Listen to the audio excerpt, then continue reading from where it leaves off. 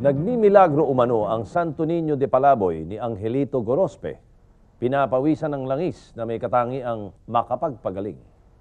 Si Angelito ay veterano na sa pagpapagaling ng mga may sakit. Dati, ang sumasapi sa kanya, si San Jeronimo. Ngayon, si Santo Niño. Sino ang hindi makakalimot kay Tikboy? Ang batang lansangan na umano'y sinasaniba na mahal na poong Santo Niño. Ilang araw din ginulantang ni Tikboy ang mga taga-Caloocan, by 2 taon na nakakaraan. Sa pamamagitan ng kanyang naglalangis na kamay, ay natulungan niya ang maraming may karamdaman. Subalit, matapos na lumutang ang kanyang kasong estafa, bigla na lamang itong nawalang parambula. Sa pagpasok ng bagong taong 1998, dito naman sa isang simpleng barangay sa Marikina, nagsimulang dumayo muli ang mga taong naghahanap ng kagalingan. Sa loob ng tahanang ito umano'y muli na namang naghihimala ang isang imahen ng Santo Niño.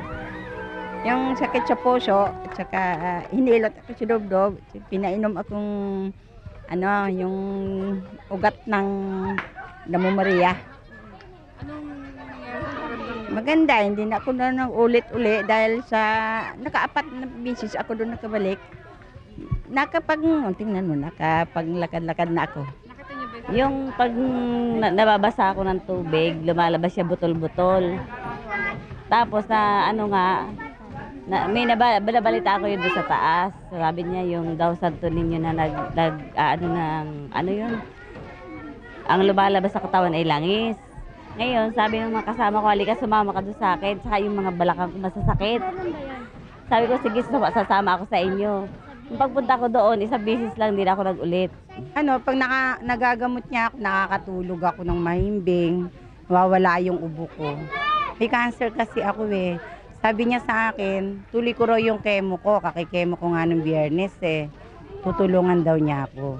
Ito yung paa, nagumaling na yung paa ko. Yan. Ano po bang sakit niyo? Yung eczema. Eczema daw yun, sabi niya. Ngayon, binigyan ako ng gamot. Anong gamot po? Yung gamot na langis nga nilagyan ng, para sa damit ng yung mabango, ayun ang binibigay sa akin.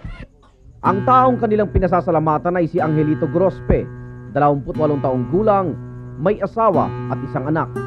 Si Angelito o Lito sa kanyang mga kapitbahay ay hindi na bago sa larangan ng panggagamot. Dati dito nakatira yan sa baba. Ngayon, nabalita ko nasa taas na. Marami na akong nagamot yun dyan. Biski tanong nyo dyan sa loob. Marami naman na siya napagaling na. Yung mga asthma, tapos alam niya kung nakakatakot lang yung sinasabi na pag yung malala na, hindi niya na magawa ng paraan, tatanggapin niyo na lang na pamalapit na raw na gano'n. Ayon pa sa matagal nang nakakilala kay Lito, edad 12 pa lamang ito ng manggamot. Bago si Santo Niño, si San Jeronimo muna ang sumasapi sa kanya. Magbibinatilyo pa lang siya, talagang sinapian na siya. Talagang nakapagpagamot na kami noon, yun lang talaga nakapag-ano sa amin. May sakit. Yun talaga, sumasapi sa kanya. Para sa mga taga-Marikina, ang panggagamot ni Lito sa mga may sakit na walang pera ay isang magandang alternatibo, lalo na sa taas ng gastusin sa mga pribadong klinika at ospital sa ngayon.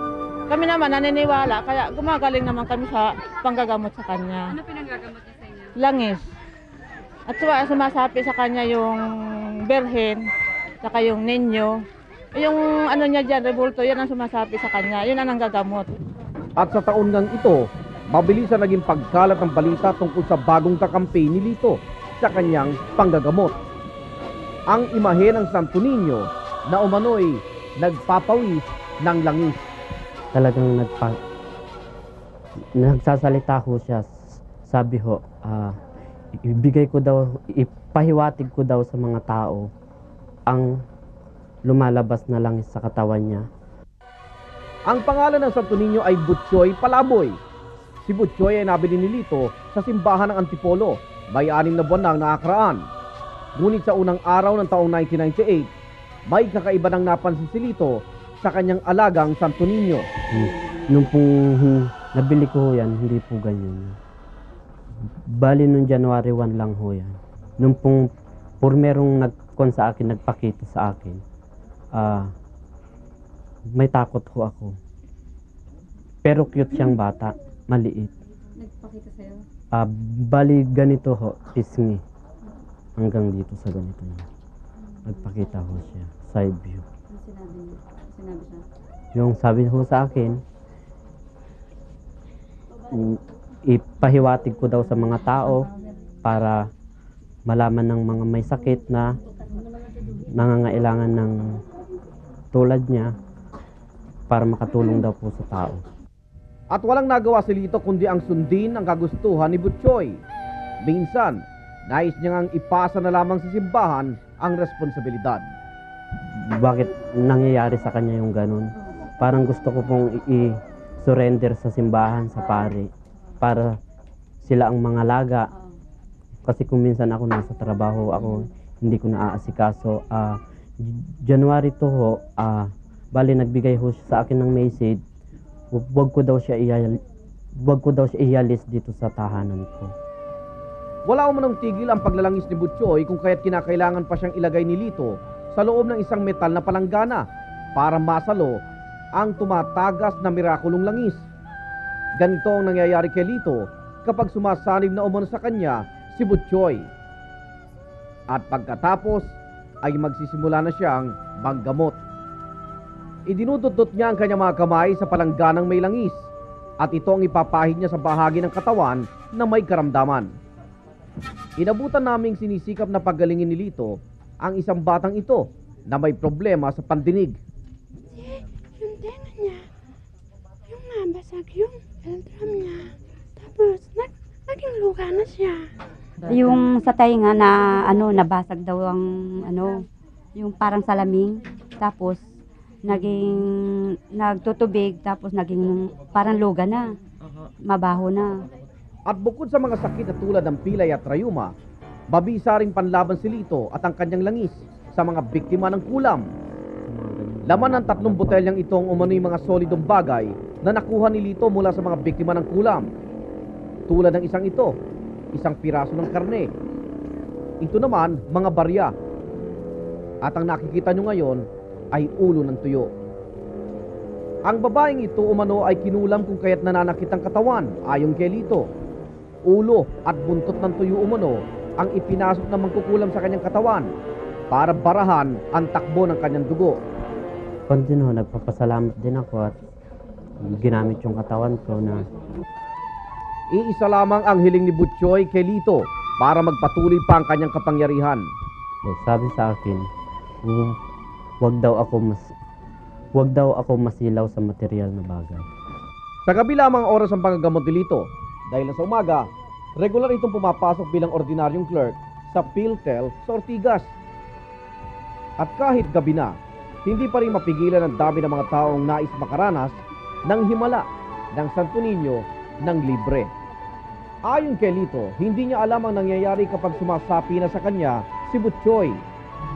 Kasi hindi ko rin naman masasabi na ma-extend ako kasi hindi naman lahat ng bagay matutupad mo yung sinasabi nila. Ayaw lang natin maloko. Siyempre, napalapit ka, nahulog yung loob mo dito, no? Pero kung nilinlang ka, niloko ka, tsaka fake lang pala, para bang nawala yung tiwala mo. Kaya iniingatan lang ng Santa Iglesia na huwag tayong maloko. May mga ganitong mga cases. Hindi ko naman nilalahat. May mga autentiko, may mga tunay, tapos meron mga fake. Siya si Monsignor Fernando Coronel, tagapagsalita ng Catholic Bishops Conference of the Philippines o CBCP. Ayon kay Monsignor Coronel, dapat maging mapanuri ang mamamayang Pilipino sa mga ganitong uri ng gawain. Ang stand natin dito, no? Ayaw nating maloko yung mga tao, no? Kung ito, makakatulong ito sa pananampalataya ng tao, well and good, no? Okay lamang ito. May iba't ibang kaparaanan kung papaano tayo mapapalapit sa Diyos na may likha. Kinakailangan lamang na maging maingat tayo laban sa mga mapanlinlang at mga manloloko. Natutuwa rin po ako at nakakatulong po ako sa mga taong may karamdaman, lalong-lalo na sa mga walang pera. Nagkukan din ako sa mga tao, nagpapasalamat din ako. Nakakatulong ho ako sa tao. minsan kasi nasisentro dun sa medium, sa nangangalaga ng kwan. Dapat nasisentro sa Diyos, kay Kristo, no? Yung message, no? Kasi hindi dun sa imahen o yung guardian o taga-alaga nito. Para sa Brigada 7, ako naman, Arnold Clavio, reporting. Ang pakiusap lang po sa simbahan ay imbestigahan na ninyo ito at nang malaman na ang katotohanan. Susunod, isang komunidad na nabubuhay sa pagtatanim ng marijuana sa pagbabalik ng Brigada 7.